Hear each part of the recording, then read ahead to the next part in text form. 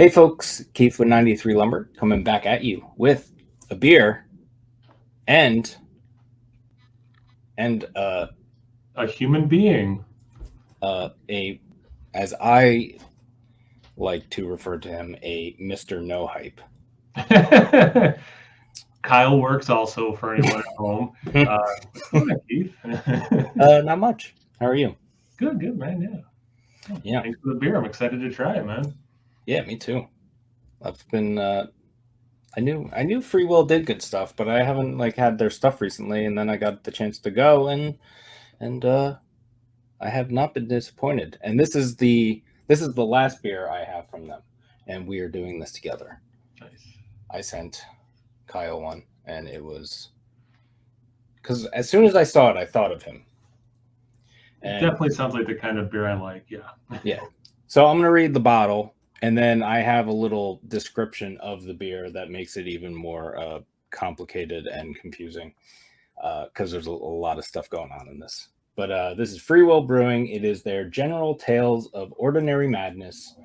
It is 3 and 4 year blended Belgian style quad ale aged in a variety of spirit and wine barrels. It is 13.7% alcohol by volume. And yeah, I really like their artwork. It's awesome. It's cool. So now for this other thing. So, General Tales of Ordinary Man. This beer has many components spread across various vintages and casks, including quad aged in apple brandy barrels for over a year, then aged an additional year spread between an aromatic bitters barrel, an orange bitters barrel, and a Merlot whiskey barrel. A portion of each was then blended with some winter beer, aged a year and changed in a light whiskey barrel, as well as Ralpheus aged a year in a cherry brandy barrel. So lots of barrel aging, lots of blending. There are some tasting notes on here. I'll just read them real quick. This carefully crafted outcome was inspired by some of our favorite bourbon cocktails, falling somewhere in between a Manhattan and an old-fashioned.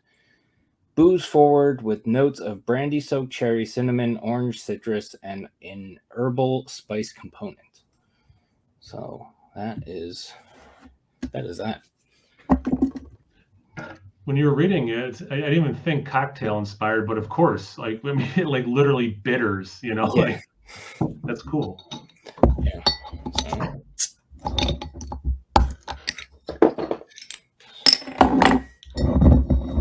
Mine is a little warm. It's chilled a little bit. I took it out of the fridge like half an hour ago. So I had mine in my beer fridge set at 55, and then like a half hour before we started this, I put it in my regular refrigerator, then took it out 20 minutes ago. So like it's 55 degrees, I'm sure. Man, I can smell it from here. Right? Like, and it smells nice. Yeah. It's like if I didn't have the lights up, I would say it's like really dark brown, but there is like a reddish thing going on in there. Yeah. A little bit. Yeah, I mean, it is definitely mostly brown, but yeah, there's definitely some red. You're absolutely right. And I'm realizing how much my computer monitor is like in the center of my glasses. I'm trying to show the camera, but it is. Oh, I thought that was a logo on the glass. No, this side is. Yeah, I'm using a little St. Bernardus taster. I'm like, how often I get to use the St. Bernardus tasting glass? I'm like, wait, this is a quad. I'll use it. But no, you're right. There's red. Yeah. A little bit ahead. It's like I don't know. Yeah. Khaki color. Ish. Yeah. All right. You want to see what it smells like? Yes. Right.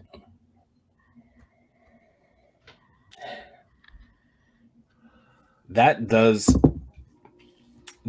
remind me of a I always get those two confused. The old fashioned and the other one. The Manhattan, yeah. Yeah. I think it's old fashioned leaning more. Does that have the orange bitters in it? Yeah. Yeah, because you do get the orange bitters for sure. Yeah. That's like the biggest thing that I'm getting. I'm getting other things, but that like orange Yeah. like zesty peel kind of thing is. I do get that cinnamon thing that they said in their notes. And then Oh that yeah. kind of what's up? Yeah. It's like a yeah. Well, continue what you were saying. Well, just gonna like definitely it's like cinnamon specific, but then it makes me think some other baking spices. Um, and then it does have like not to make this a pie chart, but like the orange bitters is the biggest piece of the pie, right? But like there is some quad fighting through, like traditional quad.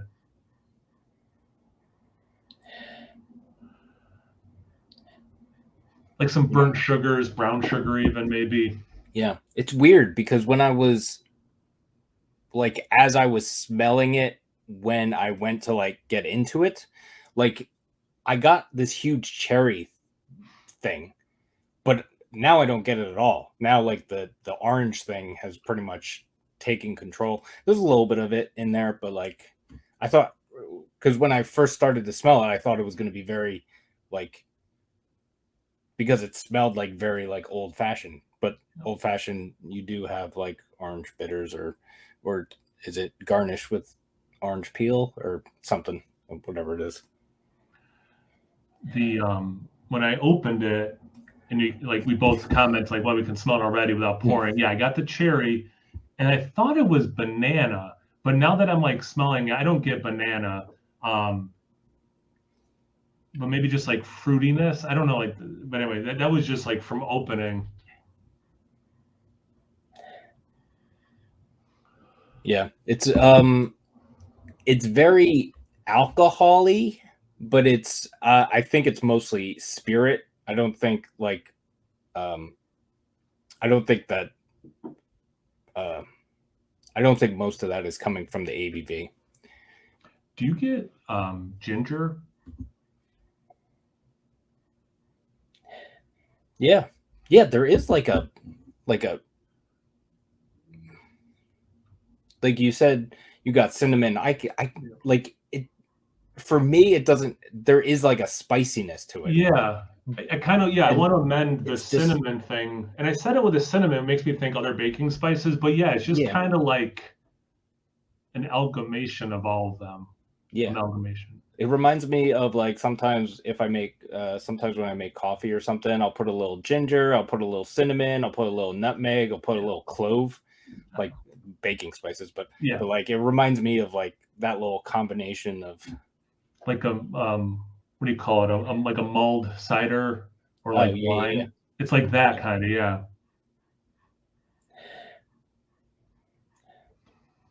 Yeah. I like it. Yeah. You wanna taste it? Yeah, really badly. Cheers. Cheers. Thanks again, Keith. I appreciate it, man. Yeah.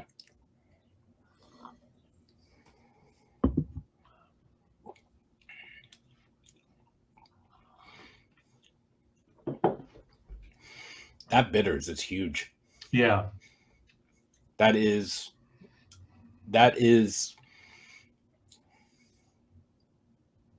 yeah. It's like the aroma was so orange bitter specifically. I do get that in the taste, but some of the other stuff is also able to shine through better, I think, on the taste than in the aroma. But Yeah. it is, yeah, I mean, it is, it's cocktail. It is so cocktail and beer married really nicely that way.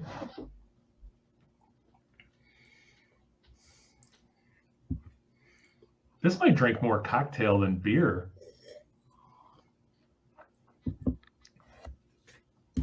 Yeah, a little bit. Cause that like because what there were two different bitters. There was aromatic bitters and then the orange bitters. Yeah. Yeah, those bitters are one of the main things that is going on in here. No, for sure. Those spices, and again, like at times I want to identify them, but then like when I look at the whole sip, it's like no, kind of like the aroma and where we landed, like it's just it's a mix of spices. Yeah. Now I get some of the cherry, some of the apple. The first thing you read was apple brandy specifically, right? Because I do get like a little bit of like an apple. Yeah. Yeah. Okay, that makes sense. Then. Yeah. It's like I'm getting like an apple peel kind of thing. A little bit. Ooh, okay. And I love that smell. It smells so good. I want a candle of it that smells like this. It's definitely very spirity as well. Yeah. Like it does kind of taste like just like not in a bad way, but it does have this like a bunch of different spirits together kind of taste. Like I don't know about you. I've had at least like half a dozen cocktail inspired beers. Mm-hmm. And they're typically still beery enough or whatever, but like I was saying before, like this, I think this drink's like someone's like, I don't really like beer. I'm more of a cocktail person, right? Be like, well, try this because like this is a beer, but like I think it's really gonna do you right. Yeah. But you do get a little bit of the quad stuff in there, the caramel, the burnt sugar, brown sugar, brown bread, rye.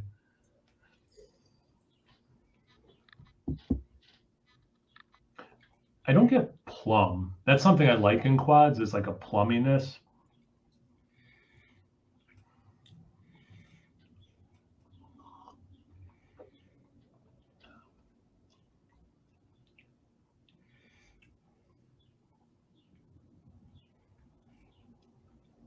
Yeah.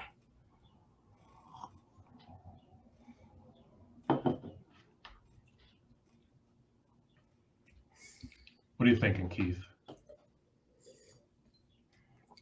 I'm thinking that, well, because when I got this, all I had to go on was the bottle. I didn't like have it's a cocktail inspired thing or whatever. And now that I know that it's cocktail inspired,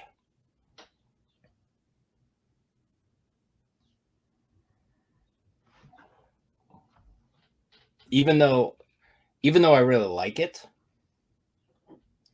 I was hoping for a little more quad in there, just a touch.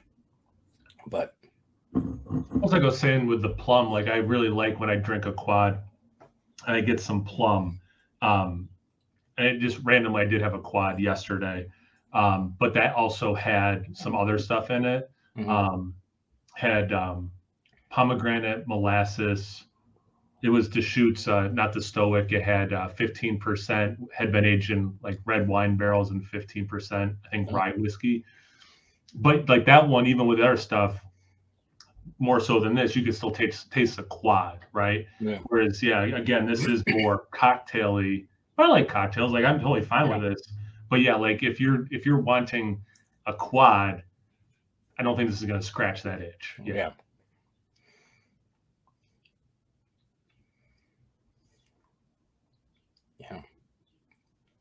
Yeah, and up front, like you were saying with the spice, the spiciness kind of thing, like on the very back end, it is very ginger. I'm getting a lot of ginger in the back. Like after you take a sip and you wait a minute. Yeah, those are the bitters, I think.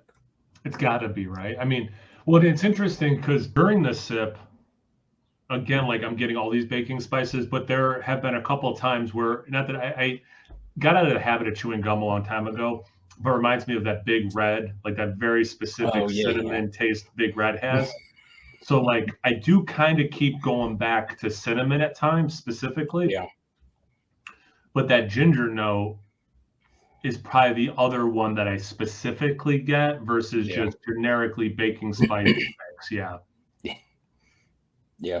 Actually, it's very, I didn't even think of that. Yes. Very, very Big Red.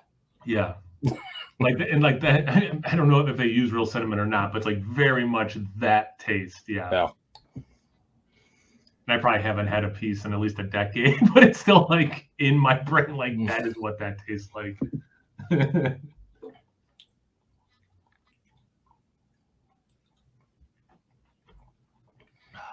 Yeah.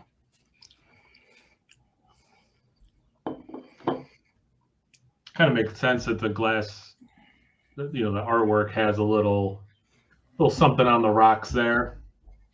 I don't know if that's on purpose or not. Oh yeah.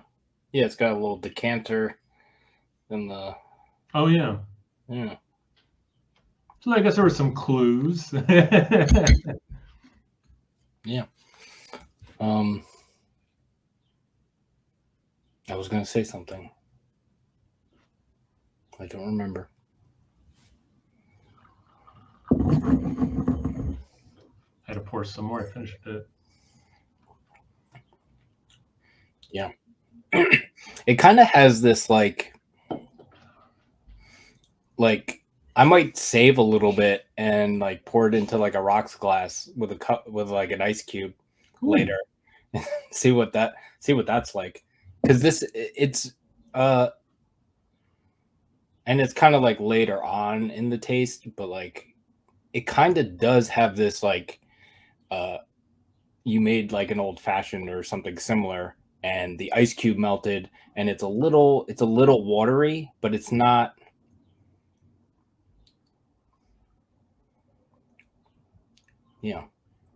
Something. I don't know. I don't know if we said the ABV. Yeah. 13.7. It.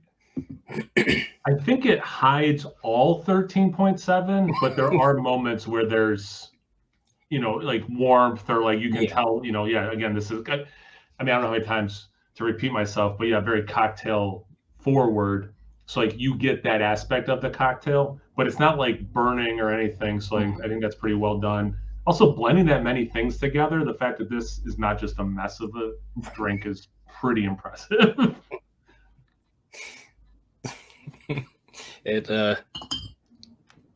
almost get like a little like apple pie. Oh my god! It could have been. It could have been this. It could have been. You make me throw up at the thought of that beer. Oh my god! Oh my god! That's ridiculous. But yeah, I'm also getting a little bit of like apple pie, but like again with those heavy on the baking spices with the apple pie and the aroma, which is nice. Yeah. Anything else to add, Keith, before we wrap it up? I don't think so.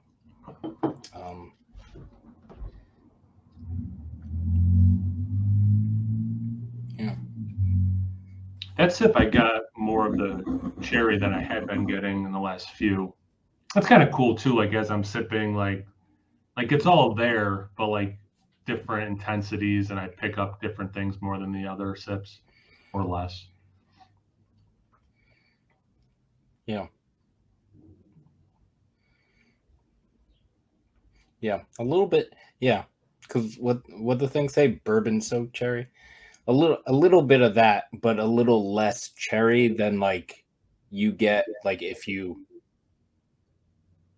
like had an old fashioned or whatever and ate the cherry at the end. Yeah. Yes. Yeah.